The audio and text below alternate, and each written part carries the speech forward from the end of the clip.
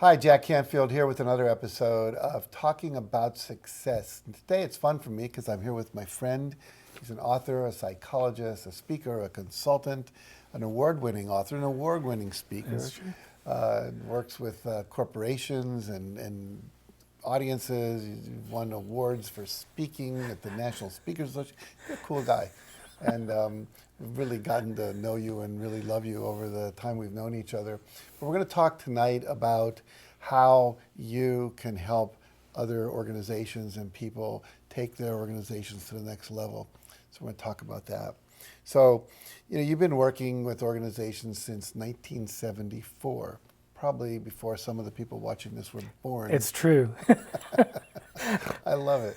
And you know some things that a lot of leaders wish they knew that they don't know, that you think is kind of a secret of success. What is it that they need to know they Well, don't? generally, most of them need to be better at delegation, and they need to be better at performance management and managing meetings. But the thing that's really the Achilles heel is they're not very good at balancing authority and collaboration. I think about 80% of leaders sincerely want people to share their ideas, to contribute, to be shared accountability.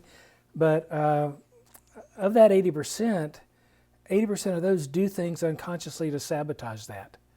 So they ask someone their opinion, and halfway through, like a vice president I was coaching once, he knew someone wasn't sharing very much, and he just said, "John, would you tell us your ideas?" And John started talking, but he was a little unsure, and he stuttered some, and about halfway through, the vice president said, "Well, that's stupid. Why do you think that?"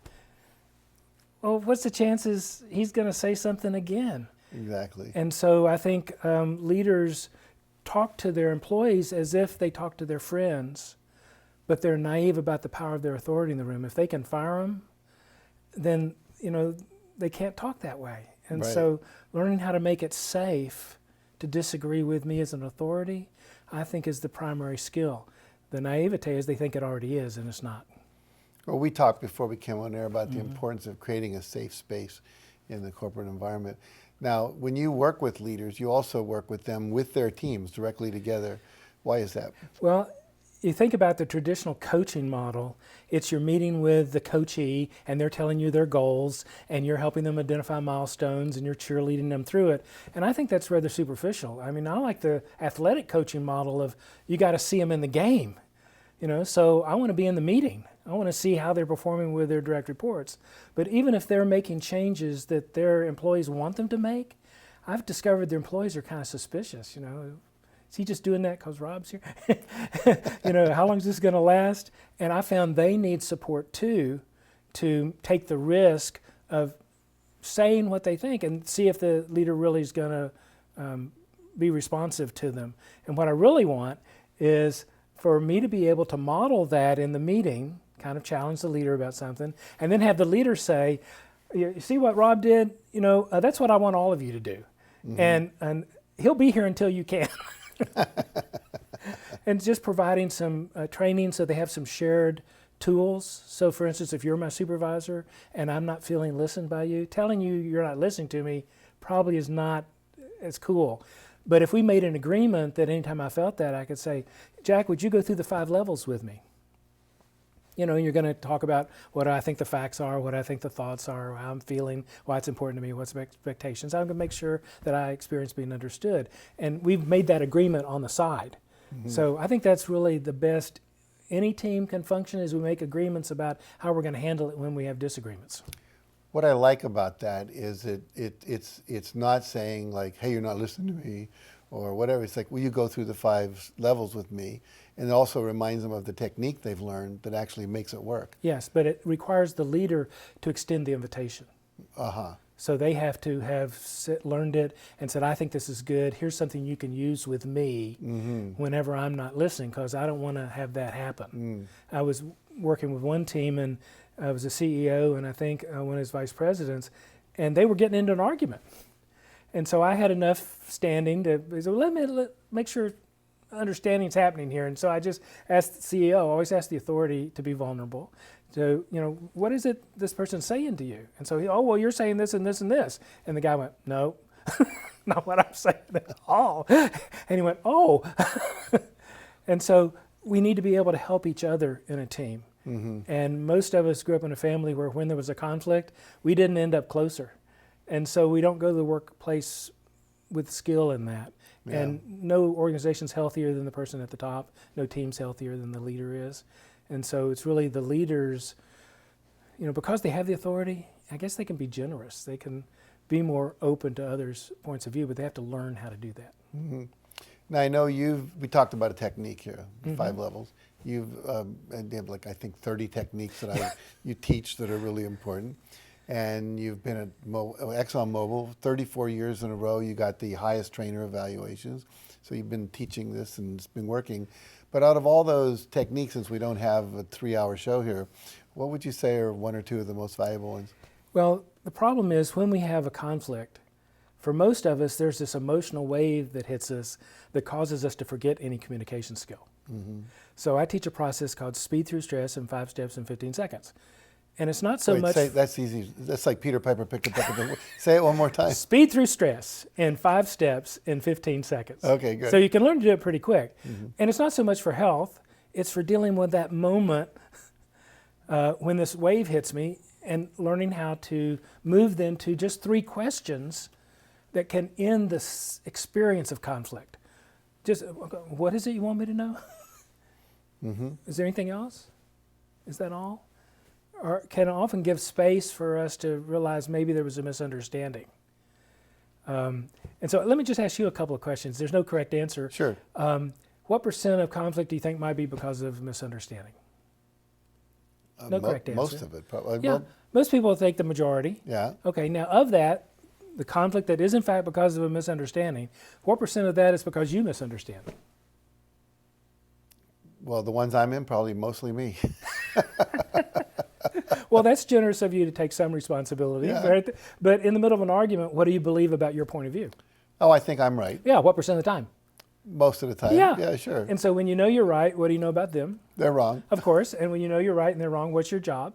To inform them about how wrong they are so Yeah. they can come over to my Of course, position. just trying to through be my helpful. rightness. Yeah, and I'm helping you out here. Yeah, of course. Now, what % of the time when you know you're right, you know they're wrong, and you try to help them and prove to them that they're wrong, what % of the time are they grateful?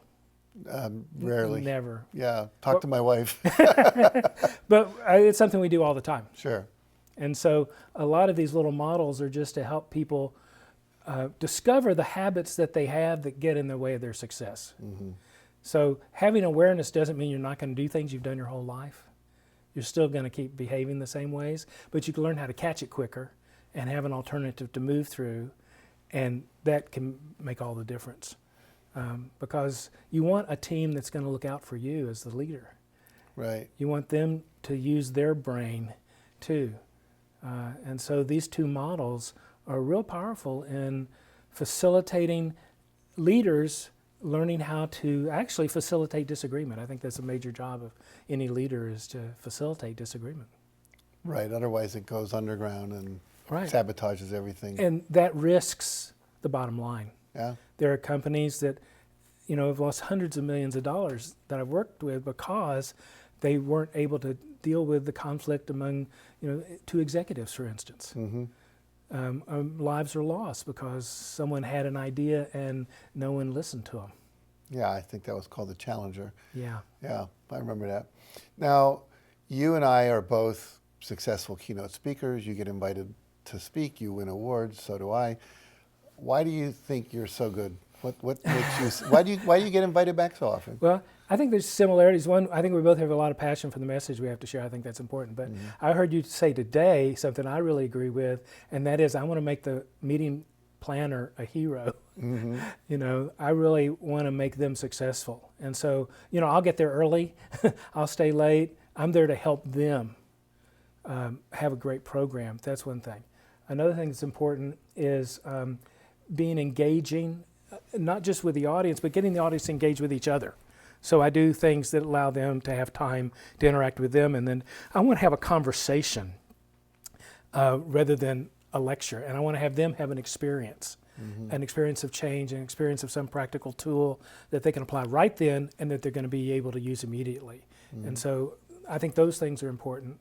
But I think it's also valuable that people hear life-changing stories. So I share stuff from my life and from the people that I've worked with, like as we've done here, so that people know there's a reality and that there's a practicality and that there's real change that can happen. And I think people get excited about it in the time and they want more of it. And because I've got 30 models, the next You can one, invite me back 30 times. yeah, the next one's going to be completely different, but it's still going to have those same qualities to it. Now, you've written a book called Find the Upside of the Downtimes, How to Turn Your Worst Experiences into Your Best Opportunities. And we are living in a time of massive change, massive upheaval. Old models and old paradigms aren't working anymore. Talk about this book and how it can help people. Well, everybody has resistance to change. Anytime we move from what's familiar to what's new, we're going to have some uncomfortableness about it. And a lot of companies, whether they're expanding rapidly or having to decline rapidly, have the same challenges in how to engage the workforce in order to be as productive as they can within that time frame. And so in this book, or in every chapter, a story from my own life, but also the lesson I learned and an activity that someone can apply. So it helps people learn how to deal with what I call the elementary school challenges in life, so that when the graduate school lessons come, they have some way of dealing with that more successfully. But we also use this in context with other change management programs. Proces, ADKAR model, we use that. We have a lot of ways of helping an organization really acknowledge the challenges of the change, because a lot of times I think they want to kind of hide that, but everybody knows it anyway. But if you give a chance for everybody just to talk about what the challenges are that we're going to be facing, it's like the power of them decreases a little bit. Now we can engage in actually what are some creative solutions to address that with the restrictions. And we have processes that we take teams and organizations through in a very short period of time that allow people to really be engaged in being successful in a change that yesterday they were scared of and didn't want to have to deal with. It's really remarkable. Well, as you know, every time we ever talk together, I wish we had 5 days. So tonight we only have a few minutes, but if people want to get in touch with you because they want to either have a high impact speaker at their event, or they want to increase the performance of their leadership or their teams, they want to get a hold of your book, where do they go? Dr. Rob Speaks, DROB, speaks.com. drrobspeaks.com. That's Right. simple enough. I just try to make it, don't want to have stress. And so Rob at drrobspeaks.com is a simple way of getting to me, my personal email. And the phone number is 713-305-1812. And we're real happy to talk about the possibilities. Very good. Well, I'm excited. I mean, I get excited just listening to you talk, because we're very similar and we love each other, and you bring just tremendous competence and excitement and inspiration and motivation and tools and models to the world, all of which make it all work better, which is what it's all about. So wonderful book, a wonderful man, great consultant speaker. If you would like to get in touch with him, you know how to do it now. As I said, I wish we had more time. Thank you for joining me Thank you, tonight, Jack. Rob. Always a joy. And stick around. We'll be right back after this message.